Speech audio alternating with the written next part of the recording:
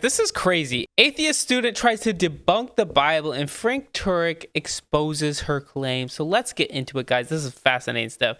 Here we go. So I thought your argument was very interesting, especially as someone who has taken a logic course, has studied logic before. Oh. Your logical reasoning was interesting to me, and I'm not sure I exactly follow it. Okay. Your 2 points especially, and your 3 little points there you had for the credibility of the Bible. The New Testament? Yeah. You want me Yeah. to put them up there again? Sure. I can do that. Yeah, for sure. I thought those are especially interesting because I'm not exactly sure. She's saying by saying they're interesting, they're wrong. Arguments for God. Why you would choose those ones. But let me ask you one about, especially about the eyewitness, is very interesting to me. Do you believe that L. Ron Hubbard is a real person? Well, he was a real person. You're talking about the guy that wrote Dianetics and is the father of Scientology? Yes, sir. Yeah. Is Scientology real? Well, I don't believe the beliefs of Scientology are real, but there are Scientologists, yes. Yes. Okay. I thought that was an interesting point then when you were talking about the historical evidence for people like Herod, for people like Pilate in the Bible. I agree. Those are real people. However, I do not think that your argument that you're making regarding them existing in the Bible and them also being real people actually argues for the credibility of the Bible itself. I'm not sure it argues for... It does. You can know that it's historically reliable. It's not making up random people. Okay? the existence of That's God number 1. itself, or the credibility of Christianity, just using that. Well, you're right. That's because I don't just use that in the book. I glossed over the arguments for the existence of God to get to this since it's Easter week. Sure. And I can't cover it all. But if we had more time, I could talk about the fine-tuning of the universe and the necessary for intelligence to create the first life and new life forms, and the moral argument for God, and the argument from laws of logic and consciousness and laws of mathematics, those transcendental arguments, if we had more time to get into the arguments for God. Yes, sir. I'm actually familiar with all of those. Okay. And still, I'm an atheist, actually, even being familiar with all of those. But my real question for you right now is specifically on these eyewitnesses for the resurrection. You argue a lot for the resurrection. Now, a lot of the New Testament, the earliest times the Gospels were ever written down and published were in the 70s AD. People who were writing them, like Paul, never met Jesus. I don't think a lot of people know that, but he did not ever meet Jesus. Okay, well, why do you think, first of all, why do you think the New Testament documents were written in the 70s and 80s? That is archaeological facts that they have corroborated multiple different accounts and multiple different scholars. What are the archaeological facts that say the New Testament documents were written in the 70s and the 80s? Those are dated. They're dated around the time literarily, linguistically. You can look it up. I was just reading before I came here, the scholar Bart Ehrman. He had a really great post about that. I encourage you to look at it. Bart Ehrman, the one and only, the man that we love to quote to say that Jesus was in fact a historical person. I encourage everyone to look at it because a lot of those new Gospels, that's the earliest they were written, was 70s AD. Latest was even up until the 120s AD is when they presented. Yeah, well, I don't think Bart Ehrman's correct about that. And even if he is correct about it, the source material from the documents themselves predate when they were written. For example, even Bart Ehrman would admit that the creed in 1 Corinthians 15, verses 3 to 8, I referred to it very briefly today, that talked about that Paul received what was told to him about who Jesus appeared to. It includes Right, and that's the earliest ones that we have, and that's probably 50 AD. That is so close. all the people Jesus appeared to, with the exception of the women, and then the 500 others, that particular creed goes all the way back to within a year or two of the alleged resurrection itself. So the data is very old. Paul wrote 1 Corinthians in 55 AD. Even Bart Ehrman would agree with that. Do you have a source for that? Bart Ehrman. I'll go look it up afterwards for okay. sure. And I'll check on it because that's not what I found personally. But Okay. I'm actually interested. Bruh, you're making claims and then not giving any sources, but if he makes a claim, he's like, you don't have a source for that? What? Well, what do you want me to do? Pull it up? Pace about those eyewitness accounts. Have you ever had a friend who's told you, a funny story, and they're saying, yeah, I swear this happened. I swear I saw it. But, you're not sure. You weren't there. You don't know. Sometimes people embellish a little bit. So I'm not seeing the necessary connection between me believing these eyewitness accounts. Sure, I suppose that there were definitely people, even if these New Testament authors weren't actually seeing the resurrection themselves, which they weren't, even if they were talking to people who were, I'm not sure I actually would believe that, or if I'd have any reason to believe them. So my question is to you, what is these actual eyewitnesses, what is their credibility? Like, why should I be compelled to believe them on only their word? Well, because they suffered greatly for saying what they saw. Exactly. And they were not. So, yeah, if you would say to that friend of yours, I'm going to literally kill you if you don't change your story, but they still stick with it, then you'd probably say, okay, fine, I believe you. But if they finally fold and say that they died, so if they fold and then they say Christianity's false, they fold and say like, well, never mind, I just made it up. But these people literally were killed for their faith, for following Jesus. That's the core difference. Predisposed to these beliefs. They held beliefs that were opposite this. They didn't think a man could claim to be God. That was blasphemy. In fact, that's what got Jesus killed. They didn't think one guy would rise from the dead in the middle of time. They thought everyone would rise from the dead at the end of time because that's what Daniel and Isaiah say. So they were not predisposed to believe this. They thought they were God's chosen people. Why would they invent a resurrection story that would get them kicked out of the synagogue and then beaten, tortured, and killed? I think that same argument, though, could be used for many other religions. I mean, the same thing. If every other major religion... Such as what? Sure, such as all of the people who have ever died for Islam, who have ever died for pagan religions, etc., things like that. I mean, I don't think it's a great argument to say, just because someone said, yes, this can get me great bodily harm, but yeah, I'm still going to die for it because I believe in it. Okay, but it's not... Those people who died did not know that it was not true. They were told that it was true their whole life, but they have no proof. So it's so different for me to die for what I believe compared to the disciples who claimed they saw it. They saw it. That's the difference. I do not see the causal connection between them doing that, and the argument at hand being true. Why would they die for something they knew was false?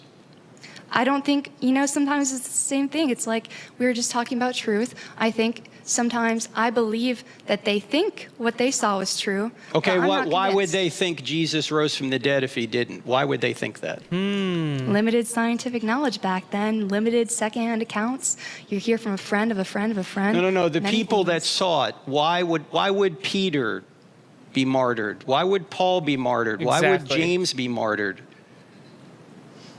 For any other reason, I don't see the difference between that and any other religion. Because they saw it. These other religions, they did not see it. The people who are dying right now for Islam, for Buddha, for whatever, it's not the same thing. They were told that it was true, but these people either made it up or actually saw this happen. Never been martyred for anything.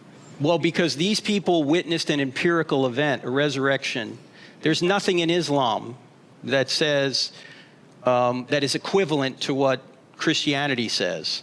Christianity is basing their belief on an empirical event, that a man died after predicting he'd rise from the dead, and then he really did rise from the dead. Yeah, and I think you could say that So what's your explanation then? Hallucinations? Wrong tomb? What is it? I wasn't there, but that's a great thing. That's why I think I don't have to believe in it, because I wasn't there. I don't know exactly what happened. But that's why I don't feel unnecessary, feel like I'm compelled to believe in that. No one's compelled. You have free will. You go in the direction you want. But let me ask you this, Delaney. If Christianity really was true, would you become a Christian? I don't think it's true, and I don't think it If it was. That's the underlying problem right there. I don't think it's a good question, honestly. I don't think it is true. So the answer is no. Okay. If I gave you a book, would you read it? Sure, but that doesn't mean I wouldn't think it's not fiction. I don't see. I think there's a lot of things. Let me just ask you one more question, Delaney. Sure. I appreciate you bringing this up, but why would you not possibly want, if there is a God, him to offer you paradise by taking anything you've done wrong And upon forgiving you. himself, why would you not want a being like that to offer you forgiveness and paradise? I think that's a very interesting question because I've always been of the opinion that I don't want there to be an afterlife. I find no comfort in it. I find more What? comfort in there being empty, black nothingness, What? genuinely. Stop. What? There's no way she could believe that. There's no way. She's lying to herself. That's the whole problem with the new atheistic movement, because atheism does not solve the problem of death. It doesn't solve life's biggest questions. What will happen when you die? It doesn't even give you a solution to any life's meaningless if there is no God. There's nothing. It's purposeless. And I'm not saying this to be contrarian or to be, provocative. Genuinely, I think that is more comforting than living in this eternal limbo or whatever. People describe it as perfect happiness. I'm not sure, first of all, I don't see evidence for that. Second of all, I'm not sure I want that. Furthermore, I'm not sure that I would want to be there when I know people are, according to your religion, suffering somewhere else. If I know that, one of my friends who sinned for whatever reason is burning in hell forever and I'm just hanging out in heaven, I don't think that would be perfect happiness. I don't think I really want that. So I really do not honestly see what is compelling people to want there to be an afterlife, to want there to be. So if your friend, as you put it, is literally burning in hell, what would your friend want you to choose? I don't know if they could think right now because they'd probably be burning, as y'all say. No, but if they are conscious and they know you're still here, what choice would they want you to make? Well, they'd probably want me to, be in heaven. But guess what? Exactly. That's I wouldn't feel comfortable knowing that my friend is still burning there. Okay, Doesn't matter what they think. what you've just done is you've said exactly what C.S. Lewis said. And what was that? C.S. Lewis said that there's only two kinds of people in the end. Those who say to God, thy will be done, and those to whom God says, thy will be done. If you don't want... Wow. At the end of the day, I believe this. People who are in hell want to be separated from God forever. They don't want to be in relationship with God. They want to do their own will. They want to follow their own plan. And people in heaven want to be a part of God's will, allowing God to be in relationship with God. And people who go to hell, at the end of the day, don't want to be with God. Jesus now, you're not going to want him in eternity. You will be separated from him, and that's what hell is. So you think I'm going to hell? Sure. If Christianity's true, you just said you don't want to go to heaven. What else is there? There's only two possible options. You're either going to be with Jesus in the afterlife or you're not. What other option is there? Well, I think there's the option that you're wrong, personally. Well, I could be wrong. Yeah. You're right. I think so, yeah. It's okay. But you Dang, talked about she's so emotionally driven here. looking at evidence. How can there even be evidence in a world that there is no God, there is no organizer, there is no mind behind all this? Evidence, we wouldn't even exist. Nothing would exist. Reason wouldn't exist unless there's a mind that has given us the laws of reason and minds to know evidence. Respectfully, I think we've jumped a few steps ahead in the argument there. No, we jumped way back. Before we even get to the New Testament, we've got to establish why can we even know what evidence is, and why is this an orderly universe to even know what is true and what isn't. Absolutely. I think it's due to science. It's due to the wonderful, physics, how the universe came to be. Yes, I do. They don't know how the universe came to be, though. Started? No, I do not think it was God. No, What was it? I think it was physics. What? But physics had a beginning. No, there are indeed physical theories nowadays that propose how the universe started without a God. And my question for you actually would be, where did God come from? How did God start? Well, If by everything is definition, there has to be a first cause. Either the universe is the uncaused first cause, or something outside the universe is the uncaused first cause. And all the evidence shows that the universe had a beginning.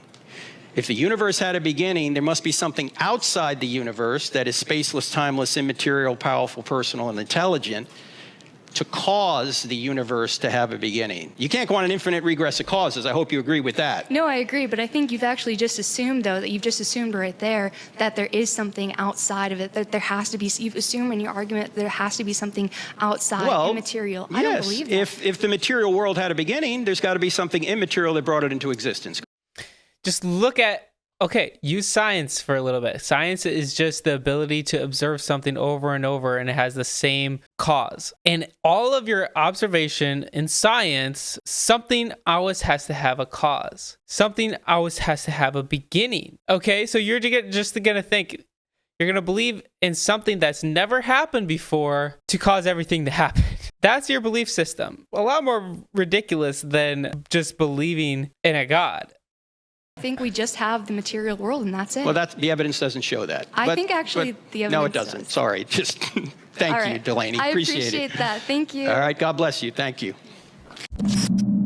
Wow. Absolutely crazy stuff. Guys, just know that there is a creator of the universe. Jesus did, in fact, die on the cross. He did, in fact, rise from the dead in 3 days so that you could be saved. So know that he loves you, he's longing to have a relationship with you. Shout out to Frank Turek. Absolutely fascinating conversation. Anyway, love and appreciate you all. Have an amazing day, and God bless.